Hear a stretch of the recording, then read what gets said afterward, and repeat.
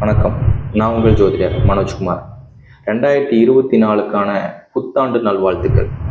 1/1/2024 அன்னைக்கு பார்த்தோம்னா நைட்டு 12 மணிக்கு 2024க்கான புத்தாண்டு ஆரம்பிக்க போகுது. அன்னைக்கு பார்த்தோம்னா கிட்டத்தட்ட கன்னியா லக்னத்தில் சிம்ம ராசியில் அந்த ராசி 129 டிகிரியில் மக நட்சத்திரம் கேதுவோட சாராம்சம் வாங்கி இந்த வருட காலகட்டங்கள் ஆரம்பிக்க இருக்குது. அதுலேயும் கேதுவோட தசா இருப்பிலேயே இந்த வருட காலகட்டங்கள் ஆரம்பிக்க போகுது. நம்ம எதிர்பார்ப்பு சார்ந்த விஷயங்கள் இந்த வருடம் ஸ்டார்டிங்கில் எப்படி இருக்கும், நம்ம எதிர்பார்த்த விஷயங்கள் அடுத்தடுத்து நடக்க போகுதா, இல்லை நம்ம எதிர்பாராத விஷயங்கள் நிபந்தனையான விஷயங்கள் நடக்க போகுதா, இல்லை நம்மளுக்கு பார்த்தோம்னா நம்ம லைஃபுக்கு அடுத்த கட்ட ஸ்டேஜுக்கு போகிறதுக்கான சூழல்கள் அமைச்சிக்கலாமா, இல்லை நம்ம முன்னேற்றத்துக்கான பாதைகளுக்கு இன்னும் கொஞ்சம் தடங்கள் போடலாமா, தாமதப்படுத்தலாமா, இன்னும் ஒரு வருஷ காலகட்டங்கள் வெயிட் பண்ணலாமா. ஏன்னா இப்போல்லாம் சனி பயிற்சியும் முழுமையாக நடந்து முடிஞ்சிருக்குன்னு சொல்லுவோம். கிட்டத்தட்ட ஒரு 2-3 பஞ்சாங்கப்படி ரெஃபரன்ஸ் படி இப்போதான் முடிஞ்சிருக்கு அப்படின்னு நிறைய விதமான டாக்ஸ் போயிட்டு இருக்கு. இப்போ வாசன் பஞ்சாங்கப்படி, திருக்கண பஞ்சாங்கப்படி கிட்டத்தட்ட மார்ச் ஏப்ரல்லையே ஆன சனி பயிற்சி இப்போ டிசம்பர் மாதத்துல 20ஆம் தேதியில ஒரு சனி பயிற்சி ஆயிருக்கிற மாதிரி திருநள்ளாறுல சொல்றாங்கன்னு சொல்லியிருக்கு. இப்போ அந்த திருநள்ளாறுல ஆயிருக்கிற சனி பயிற்சி பார்த்தோம்னா பாம்பு பஞ்சாங்கப்படி, அதாவது இதுக்கு முன்னாடி நம்ம சனி பயிற்சி ஆயும் அந்த சனியினால பாதிக்கப்பட்ட விஷயங்கள் நிறைய இருந்திருக்கு.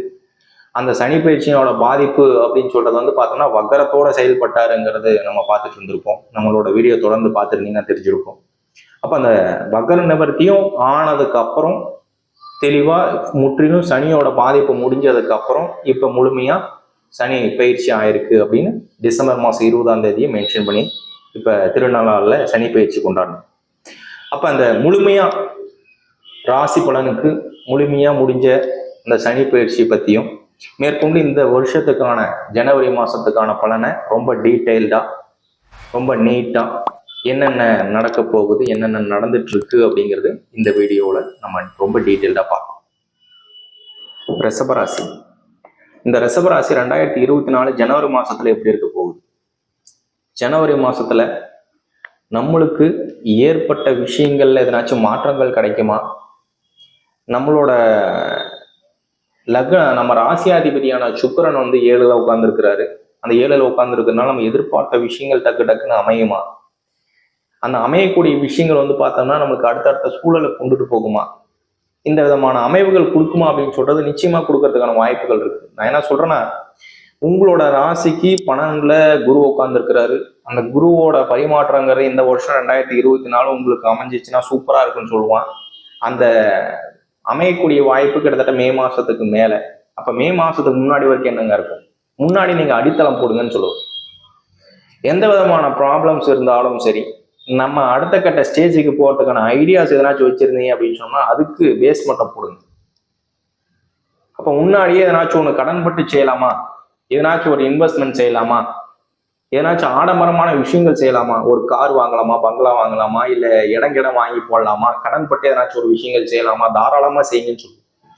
ஏன்னா உங்களோட ராசிக்கு குரு வந்துட்டாரு அப்படின்னு சொன்னோம்னா அதுக்கு ரெக்கவர் பண்ணி கொடுக்கறதுக்கான வாய்ப்புகள் சீர்திருத்தமா இருக்கும். ஒரு ரியல் எஸ்டேட் இறங்குறேன் அப்படின்னு சொன்னோம்னா தாராளமா செய்யும். ஒரு பிசினஸ் புதுசா இன்வெஸ்ட்மெண்ட் செய்யறேன் செய்யும்.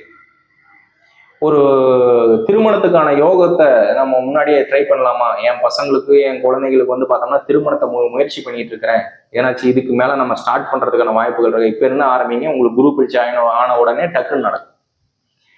இப்ப எடுத்தோம் கவுத்தோன்னு ஒரு விஷயத்தை செய்யறதுக்கு முன்னாடி ப்ரீ பிளான்டா செய்யக்கூடிய விஷயங்கள் எது செய்யற மாதிரி இருந்தாலும் சரி, இந்த காலகட்டங்கள் ஜனவரி மாசத்துல இருந்து 2024 ஸ்டார்டிங்ல இருந்து அதுக்கான முயற்சிகள் எடுக்கலாமான்னா சீர்திருத்தமா சூப்பரா நடக்கும்.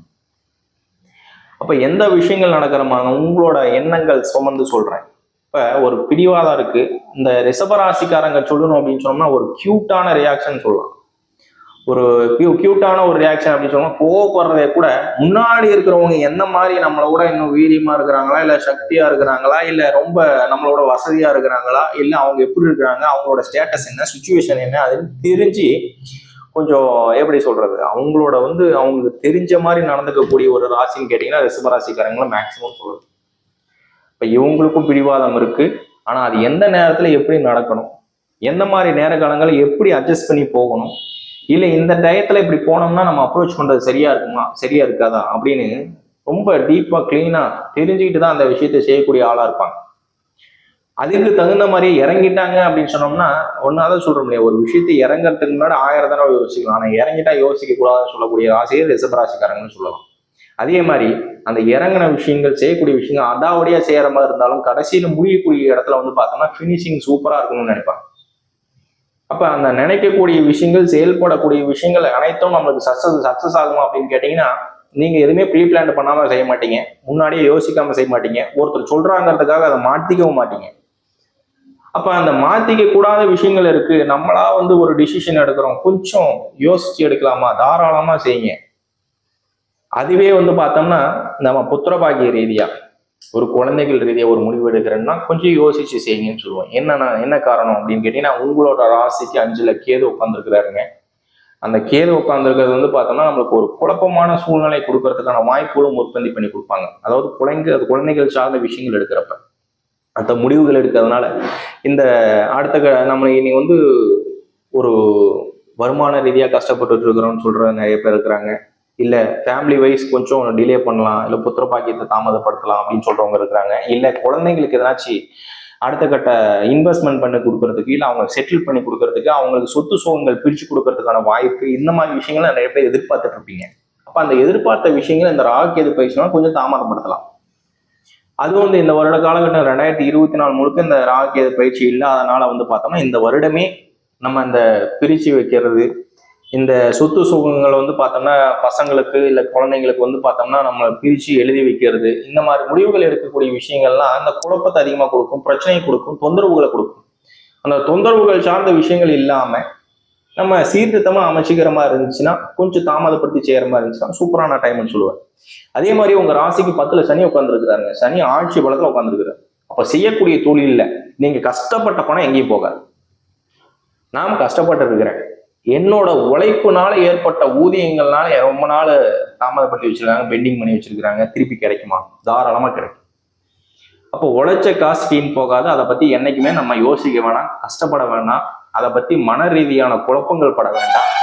அப்ப நம்மளுக்கு தொழில் ரீதியான மாற்றங்கள் அமையுமா? அந்த சனி ஆட்சி பலத்துல உட்கார்ந்து இருக்கிறதுனால நம்மளுக்கு மாற்றங்கள் கொடுக்கறதுக்கான வாய்ப்புகள் உண்டுங்க. இருக்கிற வேலையிலேயே இருந்துட்டு அடுத்து ட்ரை பண்ணீங்கன்னா முன்னேற்றத்தை உற்பத்தி செய்து கொடுத்துட்டு தான் போவேன். இப்போ உங்களோட ராசி அதிபதி கிட்டத்தட்ட வந்து பார்த்தோம்னா இந்த மாதம் 18ஆம் தேதிக்கு மேல வந்து பார்த்தோம்னா சுக்கிரன் பயிற்சியா உட்கார போறாரு. 7ல் இருக்கிற சுக்கிரன் குருவோட வீட்டுல உட்கார போறாரு. அப்ப 8ல் போய் உட்கார போறாரு. அப்ப பாதிக்கு மேல வந்து பார்த்தோம்னா நம்ம குடும்பத்துல எதனாச்சும் ஒரு விதமான ஒரு சண்டை சச்சரவுகளோ இல்ல விரயங்களோ இல்ல பிரச்சனைகளோ கொடுக்கறதுக்கான வாய்ப்புகள் கொடுக்கலாம். அதனால பார்ட்னர்ஷிப், குடும்பத்துல வாக்குவாதங்கள், சண்டை சச்சரவு அப்படின்னு சொல்றது இந்த மாதம் ஒரு பாதிக்கு மேல வந்து பார்த்தோம்னா கொஞ்சம் பொறுமையா இருக்கிறது நல்லது. அந்த பொறுமையா இருந்துட்டீங்க அப்படின்னு சொன்னோம்னாவே நம்மளுக்கு அந்த பிரச்சனையிலிருந்து மீண்டு வந்துடலாம். மேக்சிமம் அதுல இருந்து விலகி வரதுக்கான வாய்ப்புகள் உண்டு. அது நம்மளோட கையில தான் இருக்கு. அப்ப இந்த வருடம் 2024 ஜனவரி மாதம் நமக்கு சூப்பரான ஒரு மாத காலகட்டம்லாம் நிச்சயமா அமையும். இப்ப நம்ம பார்த்துட்டு இருக்கிற பலன்கள் எல்லாமே ஜென்ரலா ஒரு கோச்சார பலன் தான் சொல்லுவோம். அந்த கோச்சார பலன் சொல்றப்பையும் ஒரு 20 to 30% தான் நம்மளோட ஜனனகால ஜாதகத்துக்கு நம்மளுக்கு ஒப்பிட்டு பேசுறதுக்கான ஒரு வாய்ப்புகளும் சேர்ந்து பேசுறப்ப கிட்டத்தட்ட 20, இந்த இதுல ஒரு 30%, அதுல ஒரு 70% சேர்த்து நம்ம ஒரு பலன்களை பார்க்குறப்ப செய்யறப்ப வந்து பார்த்தோம்னா மேக்சிமம் எதை செய்யணும்னாலும் 100க்கு 100% நம்ம சக்சஸ் ஆகிறதுக்கான வாய்ப்புகள் இருக்கு. தொடர்ந்து இந்த விஷயத்த நம்ம சொல்லிட்டு இருக்கோம். அப்ப ஒரு ஹாரோஸ்கோப் பார்க்குறப்பையும் நம்மளோட ஜாதகம் எந்த விதமான ஸ்டேஜில் இருக்கிறாங்க, அந்த ஜாதகத்தோட புரிதல் என்ன, நம்மளுக்கு இந்த கிரகங்கள்லாம் என்னென்ன மாற்றங்கள் செய்ய போகுது. இப்போ நம்ம சொல்றோம் குரு பயிற்சி ஆயிடுச்சு, சனி பயிற்சி ஆயிடுச்சு, இந்த சனி இந்த இடத்துல இருக்கு, வக்கரத்துல இருக்கிறாங்க, நம்மளோட ராசியில இருக்கிறாங்க, லக்னத்துல இருக்கிறாங்க அப்படின்னு நம்ம தொடர்ந்து சொல்றதெல்லாம் பார்த்துட்டு தான் இருப்போம். கண்டினியூஸா கேட்கறவங்களுக்கு உங்களுக்கு தெரியும்னு நினைக்கிறேன். அப்ப அந்த குரு வந்து நம்மளோட ஜாதகத்துக்கு எந்த விதமான வலிமையில இருக்கிறாங்க, எந்த மாதிரி இடத்துல இருக்கிறாங்க, இந்த குரு பயிற்சினால நம்மளுக்கு பலன் இருக்கா, இந்த சனி பயிற்சினால நம்மளுக்கு பலன் இருக்கா, இந்த மாதிரி விஷயங்கள்லாம் நம்ம மேக்சிமம் கேதர் பண்ணி அவங்களோட பலன்கள் நம்மளுக்கு செவ்வாயாகட்டும், சுக்கிரனாகட்டும், சனி ஆகட்டும், இவங்களோட கிரகத்தோட பலன்கள் வந்து நம்மளோட ஜனனகால ஜாதகத்துக்கு, நம்ம பிறப்பு ஜாதகம் சொல்லுவாங்க. நிறைய பேர் கேட்கறது அதான், ஜனனகால ஜாதகம் சொல்றீங்க, கோச்சாரம் சொல்றீங்க, எனக்கு எதுவும் தெரியல. இந்த கோச்சாரம் அப்படின்னு சொல்றது வந்து கேட்டீங்கன்னா ஜென்ரலா ஒரு மாதத்துக்கும் இந்த கிரகங்களோட பயிற்சிகளை சுமந்து அந்த கிரகங்களோட ஒரு பரிமாற்றங்களை சுமந்து தான் நம்ம சொல்றோம். அதுவே இந்த ஜென்ரலான விஷயங்கள் வந்து கோச்சார பலன்னு சொல்லுவோம். அதுவே நீங்க பிறப்பு ஜாதகத்துல நீங்க பிறந்த தேதி, டைமு, இடம் இதை சார்ந்து ஒரு ஜாதகத்தோட குறிப்பு வரைபடங்கள் எடுக்கிறோம். அந்த ஜாதகத்தை தான் உங்களுக்கு கடைசி வரைக்கும் ஜனனகால ஜாதகம்னு சொல்லுவோம். பிறந்த ஜாதகம், பிறந்த டயத்துக்கான ஒரு பலன். அப்ப நீங்க பிறந்த ஜாதகத்துக்கு லக்னம் எங்க இருக்கு, ராசி என்ன இருக்கு, ஏன்னா ஒருத்தரோட தலையெழுத்தை நிர்ணயிக்கக்கூடிய ஒரு விதம் சொல்றப்ப நம்ம லக்னத்தை சுமந்துதான் சொல்லுவோம். அப்ப அந்த லக்னம் தான் 1ஆம் பாவம்னு சொல்றாங்க. அந்த 1ஆம் பாவத்துல இருந்து 1, 2 கிட்டத்தட்ட ஒரு 12 பாவத்தோட வரைபடங்களை வச்சு நம்ம பலன் சொல்ல போறோம். அதே கோச்சார கிரகங்கள் சொல்லி ராசியை மட்டும் முன்னிறுத்தி சொல்லக்கூடிய விஷயங்கள். அப்ப அந்த ராசியோட பலன்கள் ஒரு பக்கம் ஒரு 50% நம்ம பேசினாலும் நம்மளோட லக்னம் தான் மேக்சிமம் பேச போறாங்க. அப்ப அந்த லக்னத்தை சுமந்து சொல்றது உங்களோட ஜனனகால ஜாதகம், ராசியை சுமந்து சொல்றது உங்களோட கோச்சார பலன்னு சொல்லுவோம். அப்ப அந்த கோச்சார பலனை மட்டும் வச்சு எனக்கு இது நடக்கல, இது செய்ய முடியல சொல்றதுக்கும் நம்மளுக்கும் ஏறுமறையா இருக்கு. ஒரு சிலருக்கு பலன்கள் செட் ஆக மாட்டேங்குது, கெட்ட பலன்கள் எது சொன்னாலும் உடனே நடக்குது. ஆனா அதுவே வந்து பார்த்தோம்னா ப்ராப்பரான பலன்கள் எதுவும் நடக்கல. அதே மாதிரி சொல்லக்கூடிய குணாதிசயங்கள், அந்த குணாதிசயங்கள் ரீதியா மாற்றங்கள் வருது அப்படின்னு சொல்றப்ப இவர் சொல்றது வந்து எனக்கு அடவாதம் இருக்கிறாங்க, பிடிவாத குணங்கள் இருக்குன்னு சொல்றாங்க. நான் அப்படி இயற்கை அப்படி இல்லையே அப்படின்னு கேட்டீங்கன்னா உங்களோட லக்னமும் எந்த விதமான ஸ்டேஜ்ல இருக்கிறாங்கன்னு பார்க்கணும். அப்ப அவங்க வந்து சரமா இருக்கிறாங்களா, சிரமா இருக்கிறாங்களா, உபய ராசியா இருக்கிறாங்க, உபய லக்னமா இருக்கிறாங்களா. அப்ப அந்த லக்னாதிபதியும் சுமந்து சொல்றப்ப நம்மளோட கேரக்டர் வைஸ் நம்ம ஜட்ஜ் பண்ணி சொல்றப்ப ரொம்ப டீட்டெயில்டா 100க்கு 100% நம்மளுக்கு கிளீனா டீட்டெயில்டா சொல்லிடலாம். அதுவே வெறும் ராசியை மட்டும் சொல்றப்ப அந்த ராசியோட பலன்கள் வந்து கிட்டத்தட்ட 50% நம்மளுக்கு மேட்ச் ஆகும். அந்த 50% மீறி வந்து பார்த்தோம்னா அந்த குணாதிசயங்கள் கேரக்டர் ரீதியாக நம்மளுக்கு டிஃபரன்ஷியேட்டா பண்றதுக்கான வாய்ப்புகள் வந்து உங்களோட ஆரோஸ்கோப், உங்களோட பிறந்த கால ஜாதகங்களை வச்சுதான் நம்ம டீட்டெயிலா சொல்ல முடியும். தொடர்ந்து அதை தான் சொல்லிட்டு இருக்கிறேன். அப்ப இதுக்கான ஒரு எக்ஸ்பிளனேஷன் வேணும், நம்மளோட ஜாதகம் எப்படி இருக்குன்னு தெரிஞ்சுக்கணும், இல்லை அது எந்த விதமான ஸ்டேஜில் இருக்கிறாங்க, கேட்டகரியில இருக்கிறாங்க அப்படின்னு சொல்றப்ப கீழே இருக்கிற நம்பர்ல வந்து நீங்க காண்டாக்ட் பண்ணி என்ன விதமான டவுட்டா இருந்தாலும் சரி, சந்தேகமா இருந்தாலும் சரி, இந்த ஒரு நம்பருக்கு நீங்க காண்டாக்ட் பண்றப்ப வந்து டீட்டெயிலா எக்ஸ்பிளைன் பண்ணிடுவாங்க. நம்ம டீம் அதுக்காகவே தனியா ஒரு செக்டார் ஒர்க் பண்ணிட்டு இருக்கிறாங்க.